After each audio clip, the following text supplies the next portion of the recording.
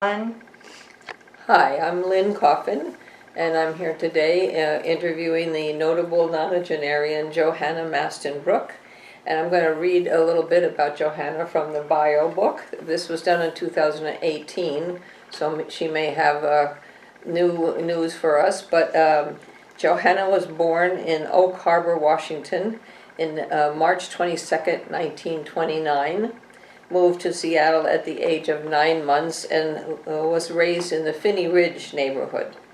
She attended Ballard High School and graduated from the School of Music at the University of Washington in 1950. She got married that same year and then went on to raise 4 children, enjoying hiking and camping trips with her family, travels to Europe and Hawaii, playing bridge and golf, and biking the Burke-Gilman Trail. Her husband died in 1987. Music has been a part of Johanna's life since she began piano lessons at the age of 5. She has been a church organist, choir director, and piano teacher, and has accompanied countless singers, instrumentalists, and choruses, and performed chamber music for 70 years. And just very recently, she was the genius of a resident recital here at University House, played the piano, accompanied people, and in general led a wonderful evening. In 1990, she performed the Brahms Piano Quintet and Walter Piston's Piano Trio with Seattle Symphony musicians, which she has called the highlight of her musical career. I would say one of the many highlights, but anyway. She's been a performing member of Ladies Musical Club, Seattle's oldest arts organization, for 70 years and has played many performances here at University House. She got married again in 1994 with a man whose bass baritone voice she had accompanied many times in small opera productions. He died in 1999. Johanna moved to University House in June of 2018, having lived in her Northeast Seattle home for 63 years. She enjoys the company of her children, her grandchildren, and her great-grandchildren on the many family occasions, and has been known to teach her great-grandchildren piano. So that's the bio-official introduction. So any comments did I get? Was that all correct? That was all correct, except that since that was written, I have done other musical endeavors. Wonderful, wonderful. So we want to tell us a little bit about that? Well, let's see, I have to go back to my notes here.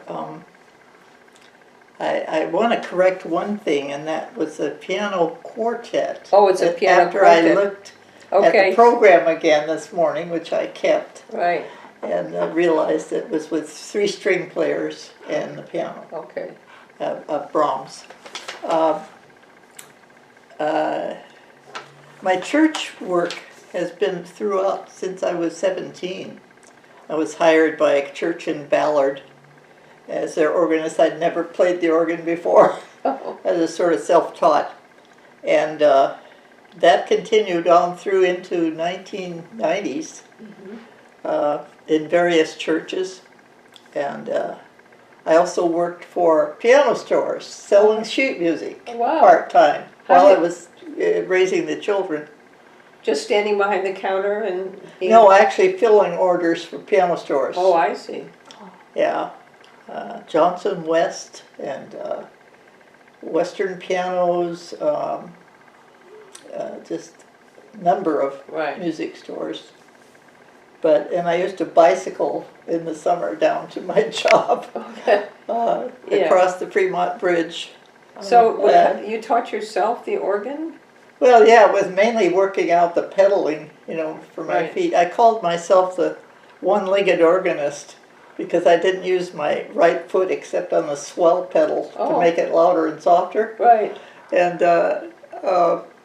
I just, kept using just the bass notes. Yeah. I wonder because I accompanied a church choir at one time as a pianist, and it was a very difficult piano piece and a lot of pages. And she led the choir in a rehearsal of this difficult piece.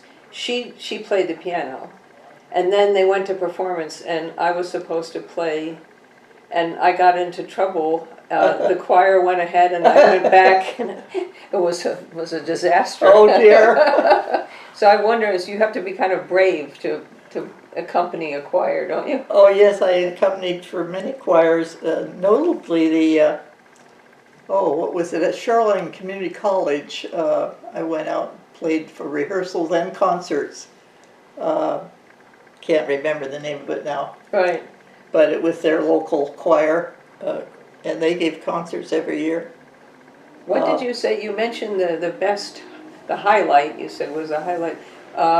Can you name another highlight or two, just so we get a Yes, the young cellist came to Seattle, who was giving a concert for the Seattle Chamber Orchestra. At that time, that's no longer in existence. It was a fine, small chamber orchestra, and he was to play the Franck my favorite. Violin Piano Sonata. And his accompanist, for some reason, could not play. They called me 2 days before the concert date, and asked me if I could play the Franck and a piece I had never played. I believe it was Elegy. I don't remember I think it was Foray. And I boned up on the Foray because I'd never played it before, and I knew the Franck quite well.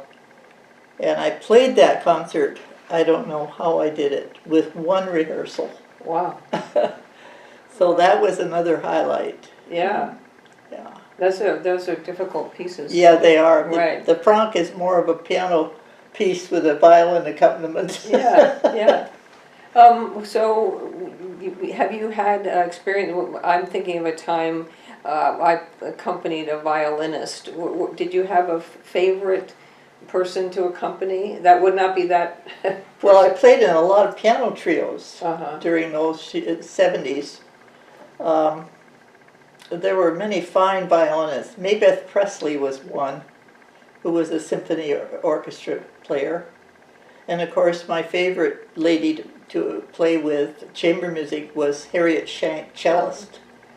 And she and I gave many concerts here at University House, just on our own. Yeah.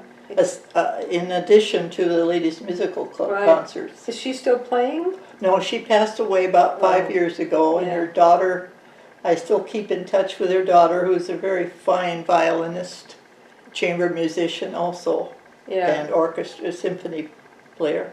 Have you ever been a witness? I mean, one of the things that interests me, and you don't have to answer if you don't want to, but like a time when an orchestra or a soloist got into trouble, or there was a breakdown of, No, not really. People, maybe you carry the good karma with you. The other highlight I remember was accompanying for an audition, two occasions.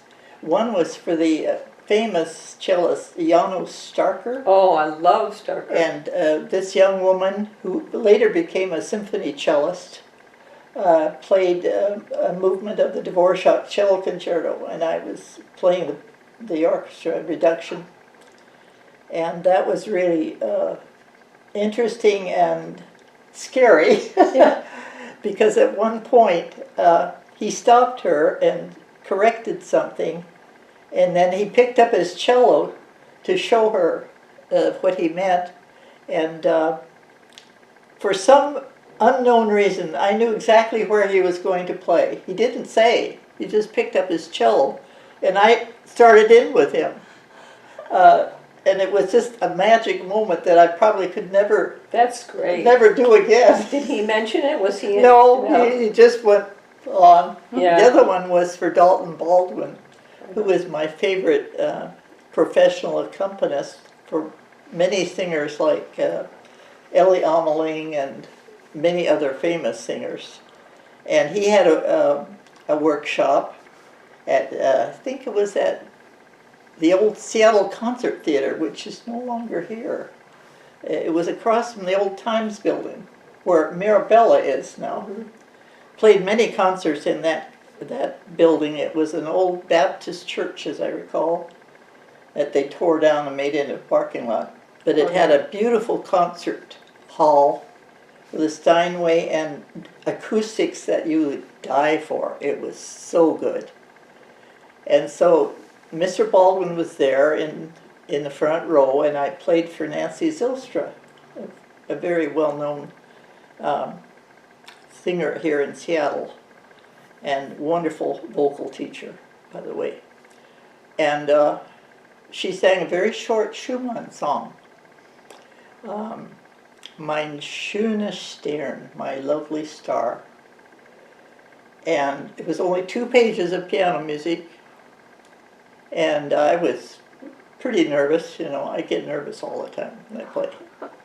And he walked up on the stage and he put his hand on my right shoulder and said, "You must have suffered a lot."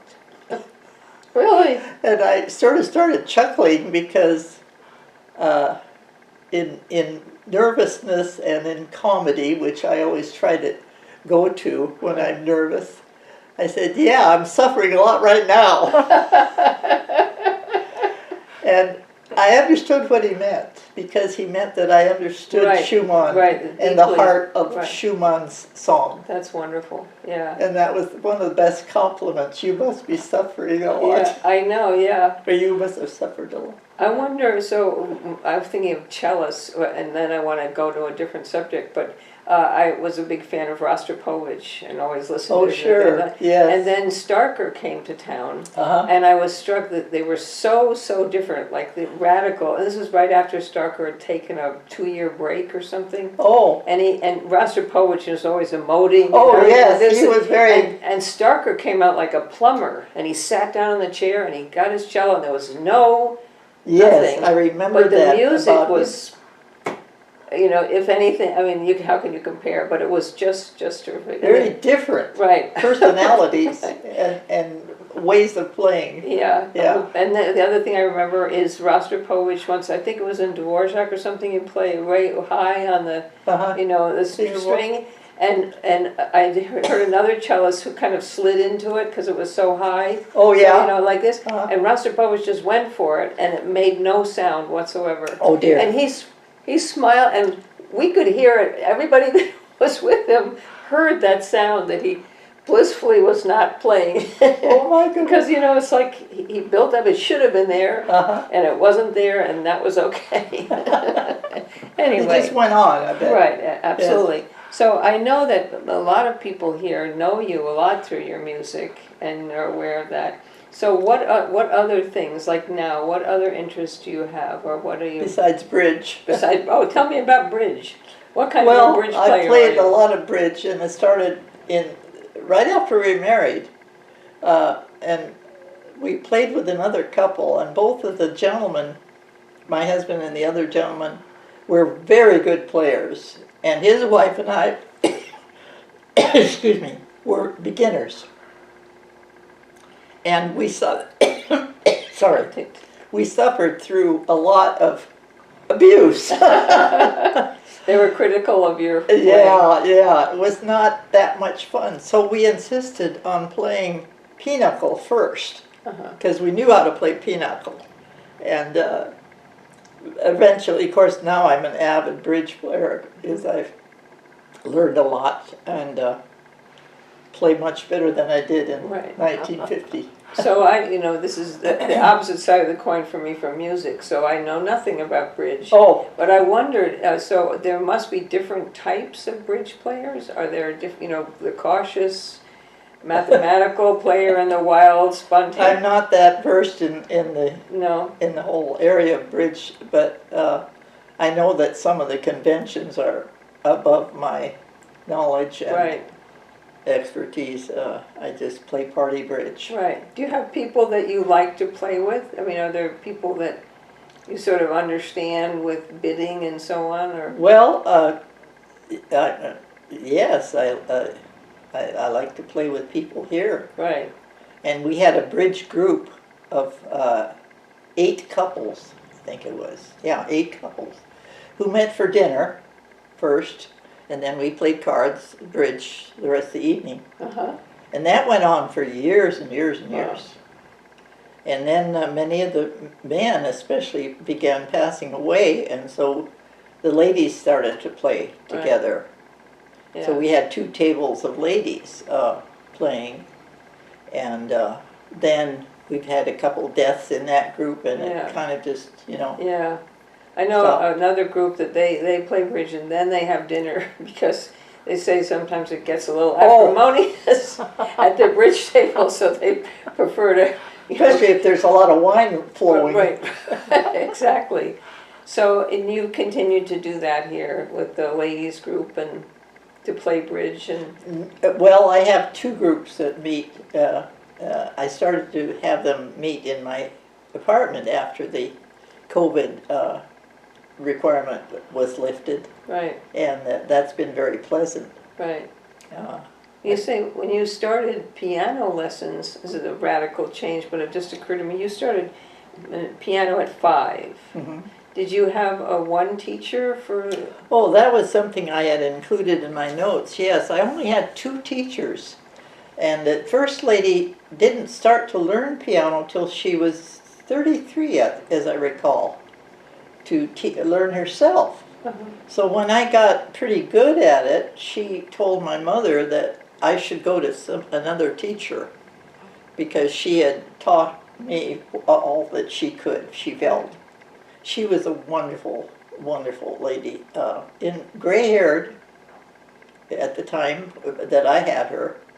And then I had a teacher who was a strong and avid member of Ladies Musical Club, and she's the one that got me to join I see, in college, actually, 1948. And at that time, they had an auxiliary group for college women. So I joined that for 2 years, and at graduation in 1950, I joined the regular big group. right, And it's been just a wonderful organization to be part of. right, I've played in so many venues that we have now 7 or 8 venues in the Seattle area. right, And this being one of them, Right. University House. right. And when you became a teacher yourself, Oh, I taught piano from college on. yeah, did Yeah. you find yourself modeling either of those two teachers that you had, or were you? The one in university was my absolute favorite, Right. Madame Jacobson. She was Swiss, and she spoke French, and she was a real taskmaster, but boy, did she know how to teach. Uh-huh, And after she retired, she started what she called a pet class. It was her favorite students of women. They were all women. And we met in her home for years, every 2 weeks. And we had to play for each other, the assignment that she gave us. And of course, every 2 weeks, you know, how can you learn something brand new very well right, in 2 weeks? And we would go hoping we wouldn't be called on Right. to play. right, yeah. But we were kind to each other. There weren't many tears. Some tears, but not many. Yeah, most of the criticism was from her, of course, but we all did quite well because we were all very good players by that time. Yeah. You know, solo work, and we went through all the small literature for the piano. Oh. You know, like the Beethoven bagatelles and the Schumann short pieces. Right. Yeah, nothing big. Right, Yeah, and learned a lot. Piano's More than greatest I ever hits. learned in college, really. yeah, yeah. And did you stay together as a group? We tried. After she passed away in 1981, I want to say, sometime in there, Yeah, we tried to stay together. It was just not the same, you right, know, right, without our mentor. right, yeah. Yeah, she was fabulous. So, and She turned out a lot of great pianists. I bet, I bet. One of them being Billy Chung, who later became an orchestra symphony conductor. Wow, Yeah, and she was a good friend of Mark Tobey. okay, She had one of Mark Tobey's pictures on her wall in her home of the cathedral. uh-huh, It's I think a pen and ink drawing. It's really beautiful. wow. So she was wonderful, just And you the mentioned, best teacher. yeah, you mentioned she was Swiss, right? Yes, and she that- gave many concerts with Emanuel Zetlin and Eva Heinitz. Wow. So It was this a trio. musical luminaries. Oh, right? yes, she was. Oh. This was during the years of Stanley Chapel. Okay, You don't Yeah, remember no. him? Yeah. But so when you said Swiss, it made me remember that in your bio it said you traveled to Europe and Hawaii and so forth. Can you tell me? Never went to Switzerland, though. No. Okay. Where did you go in Europe? Oh, all the Western Europe countries, plus Uh-huh. Scandinavia. Uh-huh. Was that one trip? Or? Oh, no, many years. Yeah. First trip was to Spain, Uh-huh. and then we got hooked on travel. Okay. And of the places that you've been in Europe, or what stands out was if you... Well, the Mozart Salzburg, Austria trip was a highlight. Of course, Paris and the Louvre, and just every Yeah. famous museum. And of course, being Dutch, I'm from Dutch parents. We had to see the Rijksmuseum Right. in Amsterdam. Been there many times, and I still have cousins, second cousins, living in Holland. Right.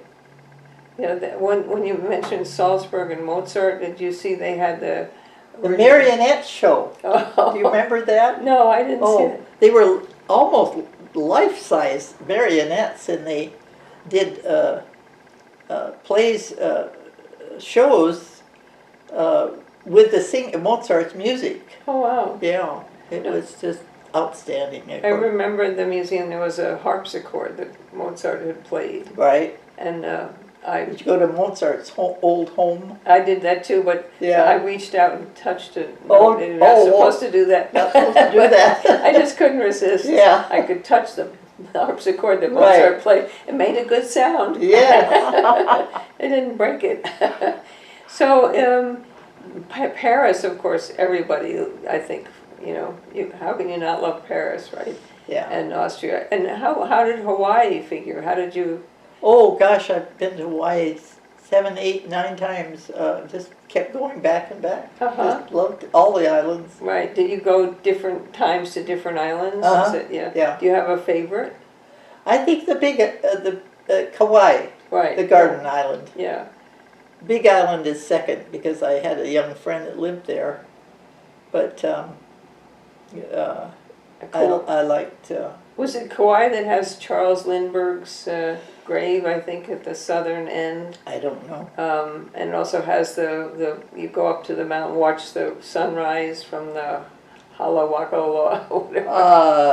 I remember doing that. Was that in Kauai or was that in Maui? Maybe Maui. I think it was Maui. Okay, yeah.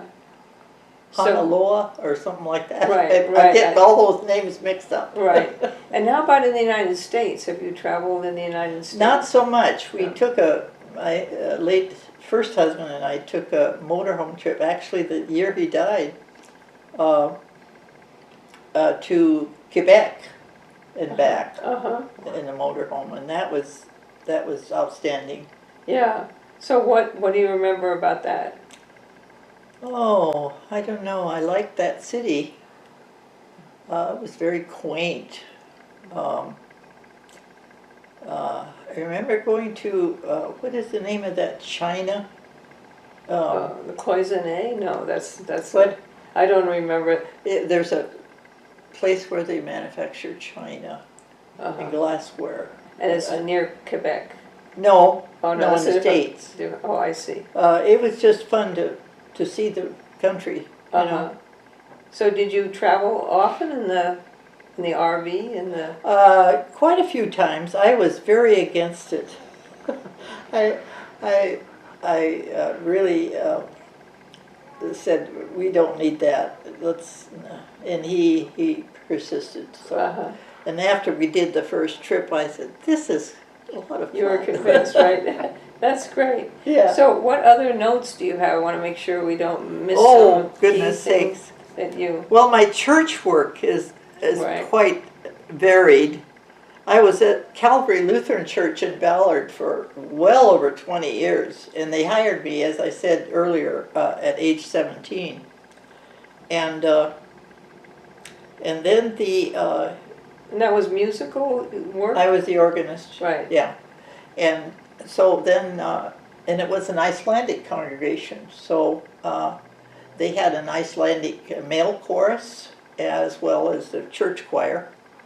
And they would take the church choir up to Vancouver, BC, and play for a retirement home up there that was Icelandic. Uh-huh. I've forgotten the name of it. That's interesting. And I would, of course, go with them to play for the choir. You weren't in Iceland yourself? No, and I was going to say that I accompanied the Icelandic male chorus, and they had a chance to sing in Iceland, but we had to raise our own airfare. Oh. We didn't have the money, Right. so I didn't get to go. Oh, that's too bad. Yeah. 3 of my grandchildren have already been to Iceland, and I've never been there. Right. But this church was so wonderfully friendly and loving. I just loved working there. Right. And made a lot of friends there. I wanted to ask, so you're Dutch, you said Dutch parents, Dutch ancestors. They were immigrants from Holland. My father was killed before I was born in wood. He was a forester. Uh-huh. Worked in the woods. Was he killed by like a fire or? No, he was struck on Valentine's Day of all days. Wow. And I was born, that was February 14th, and I was born on the 22nd of March. Wow.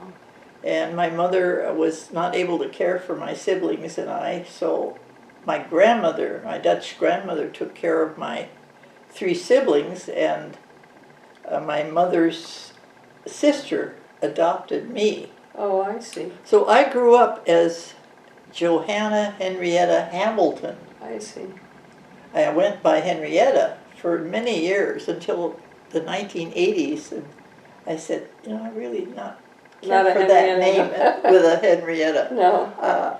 And so I decided to use my first name. Right. Well, my adopted mother was Johanna, so that's probably why they called me by the middle name. Did you go, when you were traveling in Europe, did you go to Holland and look Oh, up? Yes. And did you find the home? I actually found my grandfather's grave. Wow. I just walked right up to it in this graveyard. I knew he was there somewhere. And then I saw the name of my grandmother, who was in the U.S., of course. Right. But they had her name there ready for her I see. body, but she was buried here in Seattle. Yeah. Yeah. I wonder what they do about that if they... I don't know. Did they erase? I don't know. You can't erase. Yeah. Yeah. So do you listen to music a lot as well? Well, as much as I have time for. Right. Yeah, I'm too busy making it. Yeah, right. So do you play like every day? Do you play? I Practice? try to. Uh-huh. Right now I have bad arthritis in my hands, and it's a chore to play. Right. But once I get started, they start to loosen up. Right. Did you feel that in the recital? Because it was just wonderful playing. No, you know when you're playing, you forget about everything else Right. but the music. Right. And all the aches and pains go away. Right. It's afterwards that you feel them. So, would you have some advice? People. Oh dear. A nonagenarian. I'm not a big advice giver. No. No. Maybe that's a piece of advice, not to give people. Yeah, I think so. I think so. Advice maybe doesn't help that much. No. And how have you found living here? Daily practice would be my only advice. Daily practice. Yeah. I wonder if that could apply to Which I had to do as a kid. I had to write it down every day, how many minutes I practiced. Wow. If I didn't, I had to make it up the next day. My mother was a good disciplinarian. She threatened me one time when I didn't want to practice. And I remember running up the stairs to my bedroom, throwing myself on the bed and saying, I don't want to stop piano lessons. Right. Okay, come on down here and work then, I see. So the threat was that if The you threat worked. right, I never tried it again. right. How old would you have been then, do you think? How long? How old would you have been when you said Oh gosh, in my grade school years, Right. sometime. I don't Right. remember. I want to go back just before we stop. You say maybe the best advice is not to give advice. Right. Practice every day. What good advice, except for the practice every day, has anybody ever given you really good advice, or that you can think of that helped you? Oh, interesting question. Uh, I'm not sure I could. Nothing comes to mind. You got No. any suggestions? Right, maybe after the interview. Yeah, I'll think of something. Always think of it. Is there anything that you'd like to say in conclusion? I know you've gone through this interview process before, right? You said, was it Seattle News? Yes, I was trying to remember that woman's name. That she used to interview people and put it on the Seattle channel, video channel. I can't think of her name. I know it was not Jane Anderson. Right. But it was during those years when Right. she was there. Anyway, well, the only thing is that music is such a wonderful therapy for anybody, Right. whether you're listening or playing. Right. And I've always encouraged people to take lessons, no matter how old they are. Right. Well, I just wonder, so I have two grandsons. I bought my daughter a piano, and they, will occasionally bang on the piano. And when I go there, like I play, I think that's a good thing for them to hear. Absolutely. People. But I don't know whether to, incur more banging or say don't bang the piano because, this is a musical instrument. I mean, Yeah. or do you just say, oh, keep going? I don't know how you go from that to like beginning, or maybe you don't. Maybe that's a sign that they're not, Well, my great-grandson is sort of in that place now. His mom sent me a video on my phone of him playing very loudly, but it had rhythm and it had some sense of how should I say it? Form. Form, that's what I was going to, yeah. Yeah. And there were rhythmic patterns in it, and it was very interesting, but it was loud and repetitive. Right. And so I'm not sure if I'm no longer, because of COVID, the lessons had to stop with me. How old is he now? He's only 7 now. But he was playing Ode to Joy, da da da da da da da da, from what he heard on some video, because they're always using classic music on videos, by ear, as a 3-year-old. Wow. Yeah, or 2.5. Yeah. I have a video of him playing it, haltingly, but it was there. You could tell it was that tune. Right. So to go to formal study may or may not be his bailiwick. He may be more improvisational in his because he is a very smart kid. And so it's going to be interesting to see how his musical taste and progress develops. It's a question mark in my mind. Right. Well, I think that's a good place to end. There's good discipline in learning to play music. Yes. And then you can go out and improvise. But I wonder, did you ever work with just beginning students, young, that have no... Oh, yeah. All of my kids were students. Right. All my pupils were beginners. Yeah. Yeah. Well, I'm just curious, I've thought sometime about trying to teach them, but I don't know how to... Well, it's been a long time, of course, but I do have one lady that still takes every other week from me, and she started as an adult, as a beginner. Right.